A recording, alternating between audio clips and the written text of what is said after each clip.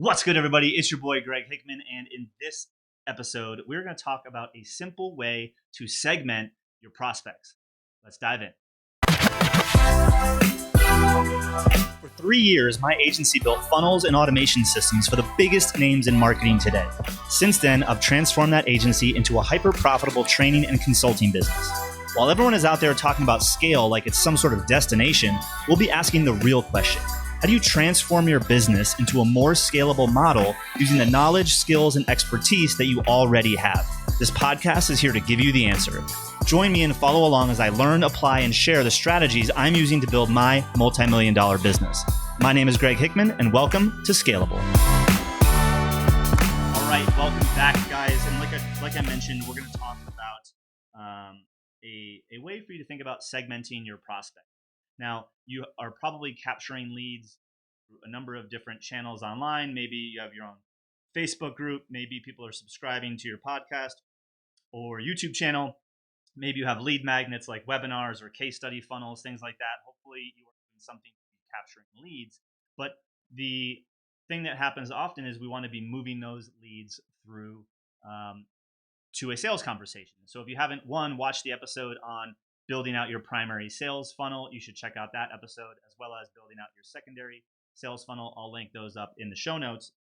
But from a segmentation perspective of who should we be getting on the phone with, who should we be elevating to a conversation where we try to sell maybe more of our high ticket programs and services, or who should we maybe be filtering out and to kind of into a more hands-off experience where we are maybe selling them a course or giving them some other free resources because they might not be ready for one of our paid programs. We want to start thinking about how we're segmenting people, right? Because not everybody is going to be a good fit for you. And so what I want to do is jump onto my iPad. And for those of you listening only, I'll kind of talk through this a little bit so you can follow along. So picture a box that is divided into a grid of 9 boxes. So we have one large box, nine boxes, and starting at the top left, we'll number that box 1, and we'll go across 1, 2, 3, 4, 5, 6, 7, 8, 9. So that box number 1 is in the top left, and box number 9 is in the bottom left. Are you with me? All right, cool. So now on the vertical axis, or axes, right? We're going to look at that as quality. And row number 1, we'll say, is high quality. Row 2 is medium quality. And row 3 is low quality, right? So we have our vertical axis, which is quality. From top down, we go high, medium, low. And our horizontal axis is urgency, right? How quickly are they going to? And so on the far right, we would have now, like they're hot to party, they're to be buying. Then in the middle, we have soon, and then left later. So we have a simple segmentation grid. And let me shrink the window that I am, or I'll move. All right, so simple segmentation. We got the grid, 9 boxes. Left axis is quality. The vertical axis is quality, starting at high, going down to low, and then the horizontal to right is urgency, later.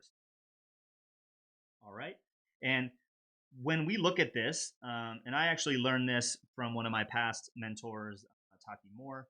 He broke this down for me, and he talked about this from a perspective of when it comes to segmenting, to keep it simple, let's think about the leads that we want to have a more hands-on, high-touch personal experience with because they're going to be more likely to invest in our higher ticket programs. And then there's going to be the leads that are not qualified for that we would like to be a little bit more automated, a little bit more hands-off. Not that we're not taking care of them, but we're communicating with them more through systems, and then maybe even possibly downselling them into some lower ticket items if we have them. Otherwise, just some free content, right? Because I think the goal here is we really don't want to be spending a lot of time on prospects that are low quality and aren't planning on investing later, right? And so as you look at this grid, the bottom left area of the grid is where we want to kind of be more automated and hands off and start elevating to a more hands-on, high-touch conversation as we move up towards the grid, to the top right of the grid. So if we look at this, let's pull out the red marker, and let's look at kind of the who's should be in the red. This might be a larger group than you would expect, but basically what I'm doing here is taking out my red marker, and almost all of box 1 is filled in, box 4, half of box 5, 7, 8, and half of box 9. So pretty much anyone that is high quality, even someone that's high quality but has no plan on investing later until later, like we don't want to be having them in a hands-on conversation. Just like if someone is low quality and they want to buy now, but more on the cusp of like soon to now, we don't want to be having that conversation with them either, right? So then we sort of have like this middle territory where we'll call it like the yellow zone that kind of starts at like the middle of box 2 and kind of curves down through diagonally through like the middle of box 6, and that's kind of our warmer clients, medium value or medium quality clients, and kind of warmer in the urgency side of things, right? And then we have a green category, which is high quality that are ready to buy. Like, so you have this graph where there's a lot of red, a little bit of yellow, and a much smaller section of green, but the green is like the way top right corner, right? Box number 3, a part of box number 6. These are higher quality leads that are more in the now territory when it comes to urgent solving that problem. So really anyone in kind of this red and even parts of the yellow is we want to really have kind of an automated or systemized system that is more hands off, right? A systematic way to filter and segment people. And if they're in kind of this red or yellow category, you're probably going to be giving them content that is, low ticket, possibly like maybe less than $1,500. You can probably sell through like a chat conversation or a sales page. This could be, so anything less than 1,500. Thus possibly like a course, single training, maybe a ticket, a low ticket event, and or free content, right? Like, hey, I can't help you, but you should check out my free stuff. Like that's the sort of content that we are serving to the people that, whether they're high quality or low quality and or someone who's probably not going to be investing in a solution right now, that's how we're going to be communicating with them. But as we get up to that green territory, this is where we want to be hands-on, right? This is hands-on, this is high touch, and much more personal, right?